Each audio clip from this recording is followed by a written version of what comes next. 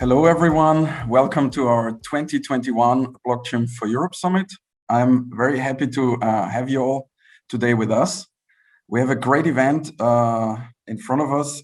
We want to kick it off with a very distinguished speaker. But before we do so, I would like to just invite you to also join the debate. So when you look at your right-hand side of your screen, you have a Q&A function.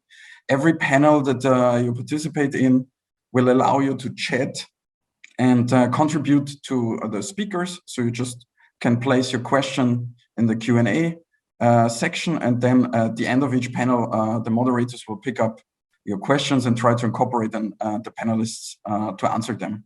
So don't be shy. We're really looking forward to your input. And I hope you enjoy our event today. Yeah, on this note, I would like to hand over to our distinguished keynote speaker today. He's the former Prime Minister of Liechtenstein. He's basically responsible for Liechtenstein's transition into a blockchain-first country. He co-authored and supervised the Blockchain Act. And therefore, I would like to hand over to you, Adrian. The floor is yours, and we're looking forward to your keynote. Thank you. Thank you very much, Robert. Ladies and gentlemen, it is a great pleasure to speak to you this special year at the Blockchain for Europe Summit 2021.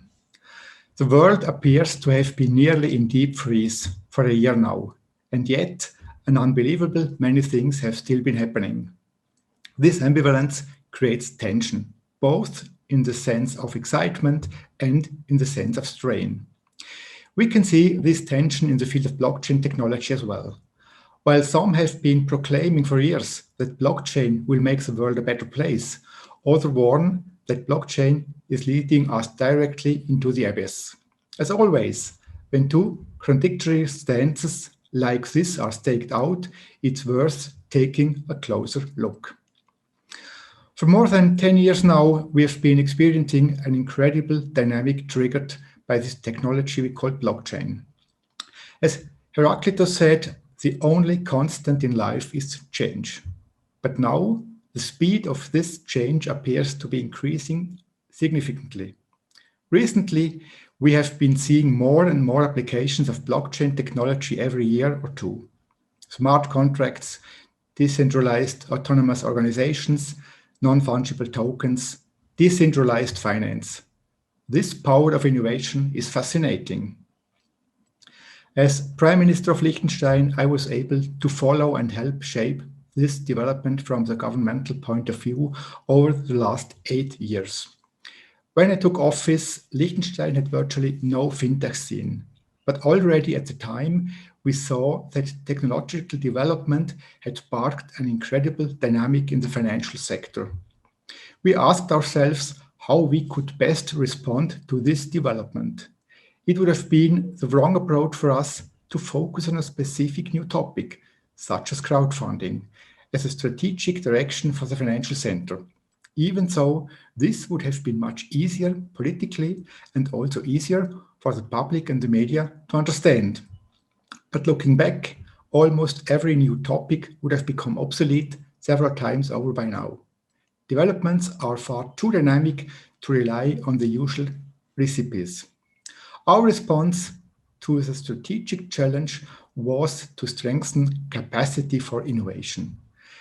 When many high-caliber experts and companies worldwide are building the future of the financial market, then the state also has to keep up this pace of development and keep an eye on the framework conditions we as a government establish for these new business fields. In Liechtenstein, we have therefore launched an impulse program to strengthen the innovative capacity of the financial center. This includes several soft factors, such as creating awareness for innovation and promoting a culture of innovation. As Prime Minister, it was always very important to me to send a clear message that we are open to innovation. It is in the nature of things that this message had to be communicated over and over again, both internally and externally, in order to give this attitude a strong foundation among public authorities. But the hard factors were at least as important. a public innovation process to improve the framework conditions, the regulatory lab at the Financial Market Authority, and above all, a close dialogue with innovative companies involving a direct line to the ministry. Thanks in part to these factors, the first blockchain applications came to Liechtenstein in 2016. These entrepreneurs spoke with my ministry and the regulatory lab of the Financial Market Authority to clarify whether the concept could be implemented in Liechtenstein. Our goal was to meet with them promptly and to answer the open questions quickly and directly. In doing so, we recognized immediately that blockchain is a completely new phenomenon, not only in the abstract, but also in very practical terms. This new technology poses fundamentally new challenges for existing financial market regulation. In particular, the absence of a central intermediary is a critical issue for supervision, given that we are used to supervising only intermediaries. But we also quickly recognized that blockchain technology has great potential and offers many opportunities, extending even to a complete redesign of the financial system. To clarify how the state should deal with this phenomenon, how we can take advantage of the opportunities and reduce the risks, we set up a small working group in November 2016. The right selection of experts was certainly a key to the success of this working group. Half a year later, the working group proposed a set of possible measures, including a proposal for the regulation of blockchain at an early stage, combined with a concrete regulatory concept. For me, the conclusions of the working group were astonishing. It concluded that regulation is important for several reasons. Firstly, there were certain ambiguities and gaps in the existing financial market laws that urgently needed to be clarified. Secondly, it became clear that regulation is important for legal certainty, because without legal certainty, there is no innovation in proximity to the financial market. This may sound surprising to some of you, but it actually makes sense. If an innovative company does not know whether it falls under financial market regulation, and if it does, how it will be regulated, then it is always in danger of unknowingly breaking the law. It was also astonishing for me that in the view of the working group, blockchain is important not only for the financial market, but in fact for the entire economy. This is what we mean when we speak of the token economy. The working group saw tokens as one of the most important drivers of future digitalization of the economy.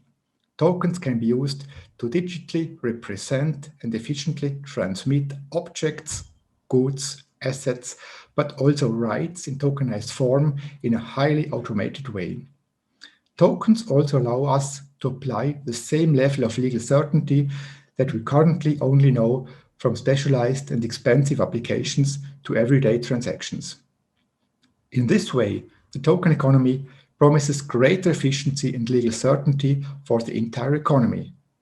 But it also stands for the potential to disrupt many existing business models and to create new business models. The Liechtenstein Blockchain Act is accordingly not just about Bitcoin and ICOs, but also forms the basis for the digitalization of the economy using blockchain technology. So, ladies and gentlemen, this means we are now at the beginning of a revolution in the economy. For me as Prime Minister, it was clear that I wanted to support and accompany this development. Ultimately, it was also a question of whether Liechtenstein can and wants to become part of this token economy. A state bears special responsibility in regard to blockchain technology, however. This is because blockchain often involves functions or instruments that we are also familiar with in some form in the financial market. Many blockchain applications aiming to be compliant with our laws, therefore, sooner or later run up against legal limits. This gives governments powerful leverage. The practical application of financial market regulation. In principle, governments are able to block most innovative projects through restrictive interpretations of existing laws. But is this a good idea? I believe it is not, because this strategy can hinder or even destroy the innovative capacity of our economy. Innovative entrepreneurs would then have only three options. First, foregoing implementation. Second, seeking out another location. Or third, choosing a legal vacuum.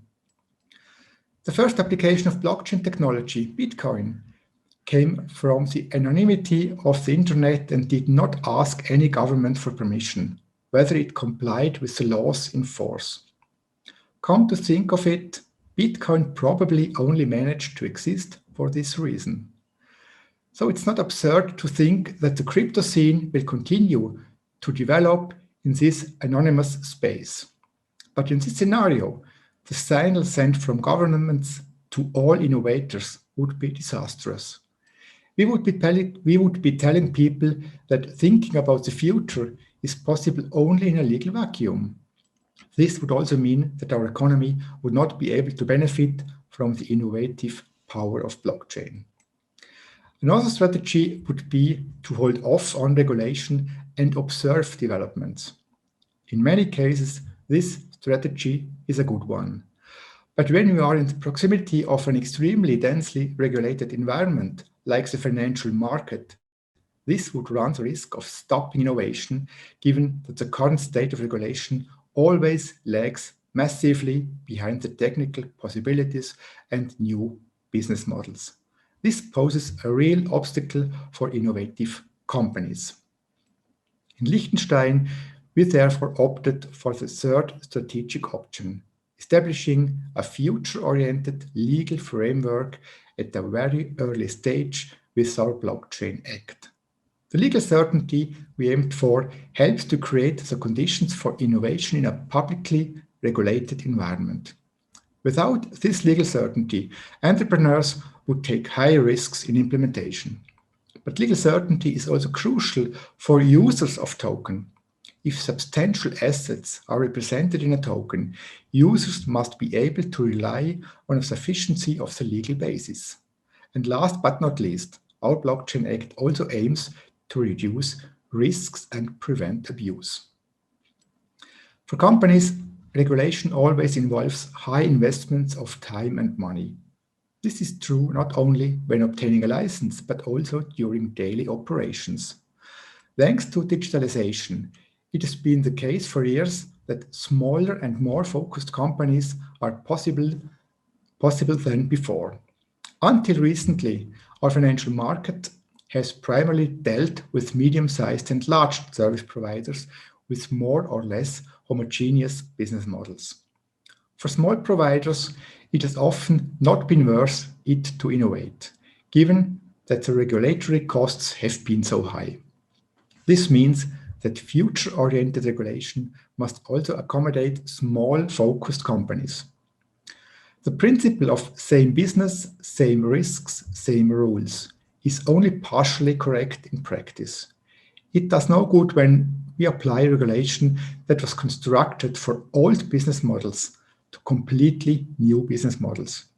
Instead, it is important for us to address the risks as appropriate and to ask ourselves over and over again whether the regulation we have chosen is proportionate or not. We must also ask ourselves whether we need completely new approaches for new technologies such as blockchain. It is precisely the new technologies that give us new opportunities for keeping risks under control equally effectively, but at lower cost. In order to foster innovation, regulation must therefore find the right balance. It is not easy to find this balance and to maintain it during the regulatory process. The temptation is great to find an increasingly large number of increasingly detailed rules. Regulation that is well-intentioned but excessive impedes innovation, however. In Liechtenstein, we have therefore decided to pursue a special approach, placing great emphasis on technology neutrality and principle-based regulation. Ladies and gentlemen, I hope I've been able to convey that governments must decide today whether and how they can participate in future developments. Blockchain is a unique opportunity for Europe to become an excellent location for the token economy and to generate jobs and thus prosperity. I'm therefore very pleased that the European Commission is paying close attention to the topic of blockchain. The Commission understands that blockchain has great potential. From my point of view, it is enormously important that we in Europe see the opportunities and also put them to use. A uniform single market for the token economy, whether in the financial market or in the real economy, is a major location advantage for establishing or relocating innovative companies. MiCA currently focuses primarily on financial market activities with crypto assets, on stablecoins, and on tokenized financial instruments. It is important that we achieve clarity and new regulation in this field. In particular, it is important that we recognize that tokens also offer great potential for the real economy. I believe that in the current debates, there is a great danger that we unwittingly extend the financial market to the real economy, making many more companies subject to financial market regulation. This increases the risk of stifling the token economy, given that the cost advantages would be lost again due to high regulatory costs. We must also be aware that we stand only at the beginning of this development. The power of innovation is unbroken. The way in which financial services are delivered will change. The token economy will give rise to new business models. In conclusion, I wish all those responsible that they recognize the risks objectively and without fear, and that they have the courage to use the opportunities of blockchain technology and consequently find balanced, innovation-friendly regulation. Thank you very much for your attention.